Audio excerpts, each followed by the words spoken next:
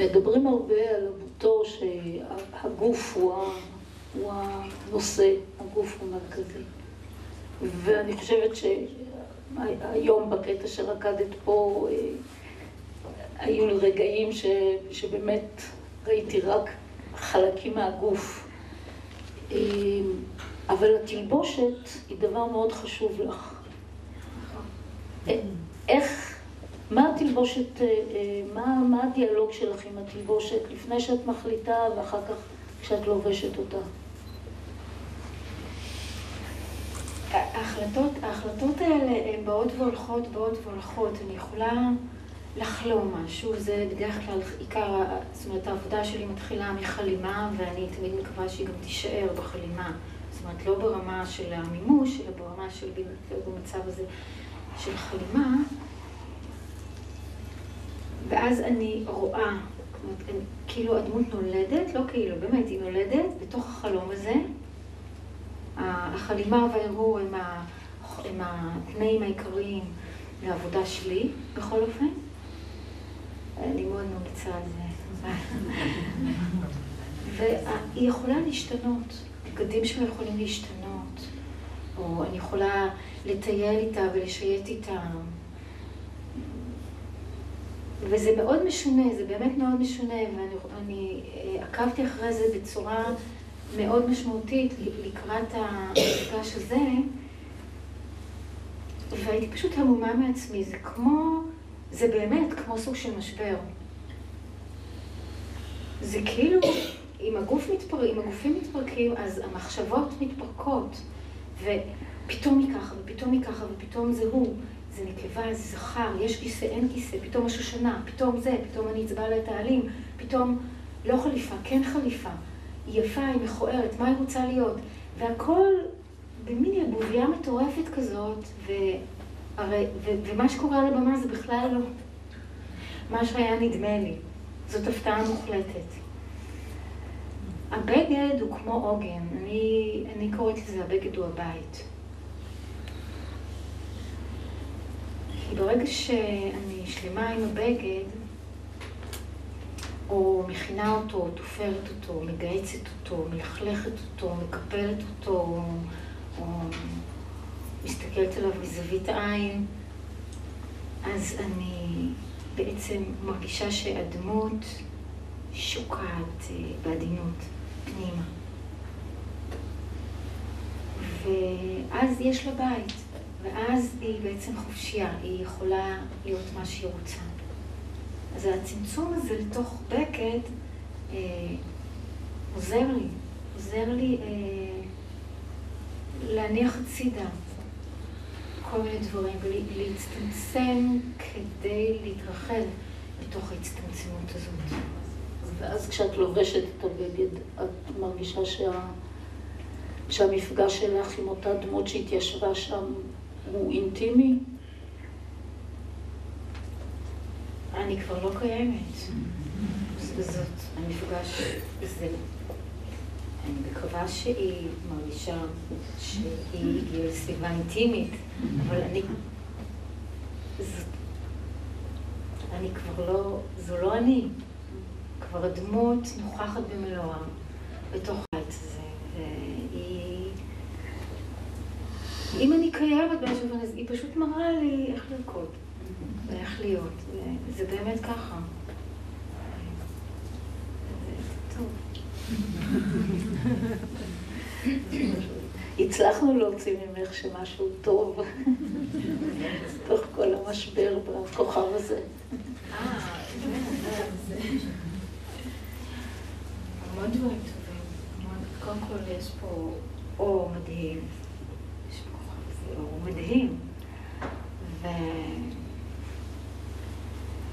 והכוכב הזה גם באמת, הוא כל כך משונה, בשנים האחרונות הקושי עזר לי ועוזר לי להתחבר לבית, למקום שממנו באתי. והחיבור הזה פותח לי עולמות מדהימים. אני מקבלת עזרה משם, מאוד מאוד רחוק, אבל יש לי חבל טבור מאוד מאוד ברור. אני קוראת לזה הספינה האם, זה הבית שלי, זה המקום שממנו הגעתי, והכל בא משם. ואני מבינה שבעצם מה שאני עושה כאן הוא היזכרות. פשוט היזכרות בדברים הטובים שבשבילם שלחו אותי לפה. כן, אני רוצה אולי לשאול אם יש לאנשים איזושהי שאלה. כן, בבקשה. כמה איתור יש בתוך הרגע על הבמה? המון. זה הכל היה איתור. אני בכלל לא חשבתי שזה יהיה ככה, והתנאים פה גם רחוקים ממה שהיו התנאים שלי כשנכנסתי בפעם היחידה שנכנסתי לסטודיו כדי לעשות חזרה, כי אני לא באמת אוהבת. כשאני עושה חזרה אני יותר בודקת איזה פס קול אני רוצה לבנות. זה עיקר החזרה, ואני קוראת לדמות, ואחר כך אני לא עושה יותר חזרות, אבל אין שום קשר, פתאום יש לי פה במה של 60 סנטימטר שאני צריכה, יש לי שטיח עם חיכוך מטורף, שהכיסא בכלל לא נגרר כמו שראיתי בעיני רוחי, וזאת חגיגה מאוד גדולה. הכל פשוט... אפילו לא הספקתי להריח את השושנה. זה אחד הדברים שכל כך, אני חושבת, מאפיינים בוטו ומקשים וגם הופכים אותו להיות כל כך חשוב, זה שבכל אומנות מופע אחרת מנסים כמה שיותר לוודא שהכל תחת שליטה. כן, שאני לא אופתע מזה שהשטיח חיכוך חזק, שאני לא אופתע מהגודל של הבוטו, אני חושבת, ניזון מההפתעות האלה. הסכם שגדלנו אותו זה להיות כל הזמן במקום חדש, להפתיע את עצמו כל פעם מחדש. זה לא אומר שאם אני עושה משהו שתכננתי, אם למשל אני עובדת על דואט או על טריו, זה אחרת, מאוד אחרת מאשר סולו. כי סולו אני, או בואו נגיד החלל ואני, אבל כשיש דואט אז יש מצב אחר לגמרי. גם תלוי איזה דואט, כי גם דואט יכול להיות... תודה שאת מחזיקה לי תמיד. אני עובדת על שרירים. שרירי הקיבורת. שבמשבר תמידי. גם... שיכול להיות דואט גם שהוא פתוח. שהוא מאוד מאוד פתוח, ואם יש קשר מאוד חזק עם הרקדן או הרקדנית, וכבר נמצאים בתוך שפה ועושים החלטה כזו שהם קופצים לתוך האש הזו לגמרי בלי תוכניות, זה אפשרי. זה דורש כמובן סוגים מסוימים ומאוד עמוקים של משמעת עצמית. בכלל הבוטו דורש משמעת עצמית מטורפת, דיסציפלינות מאוד ברורות יש לשפה הזו,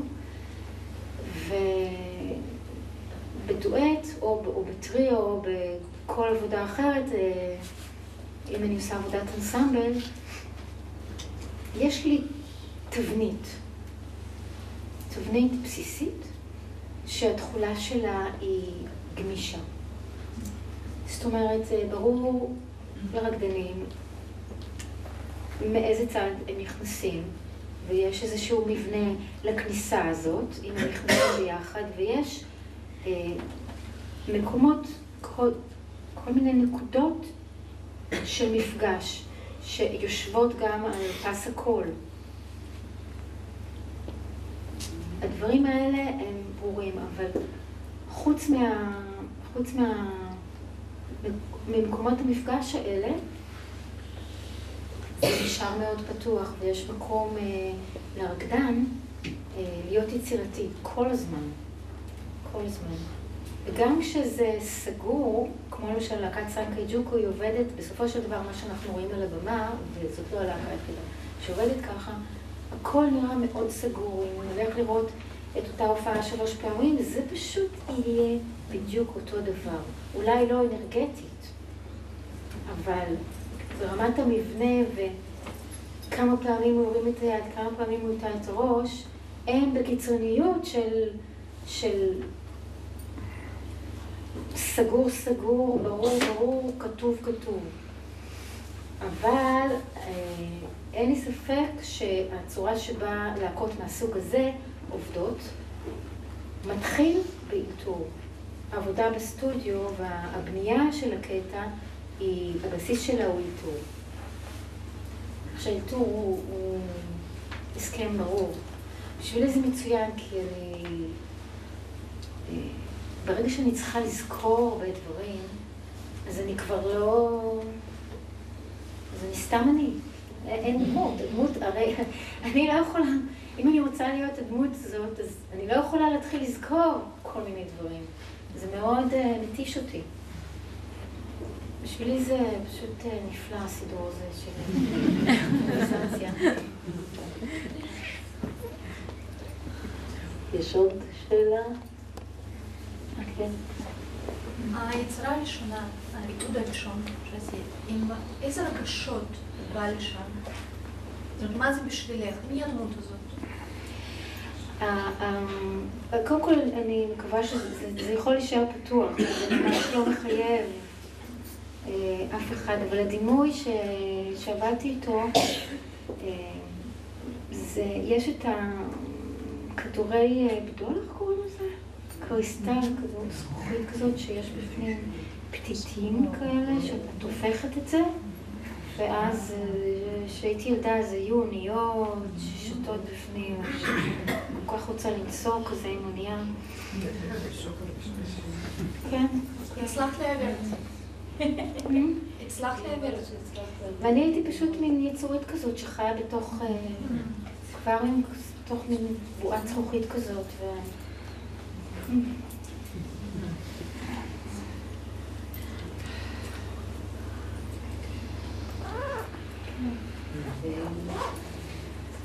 מדברת על כל הזהויות האלה, או הרבדים האלה שנמצאים בתוכך, ושמענו על זה גם בהרצאה.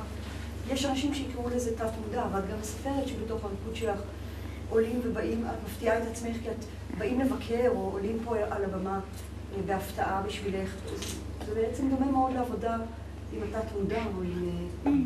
יונג היה למשל מתאר את זה בצורה די דומה בסך הכל. כן, וגם העל מודע, אולי. וגם... כן, כן, אוקיי, כן, רב מודע, חלקים שלא מודע. אלה אזורים שהרקדן רוצה לטייל, לשוטט בהם, בלי אפילו לקרוא להם בשם.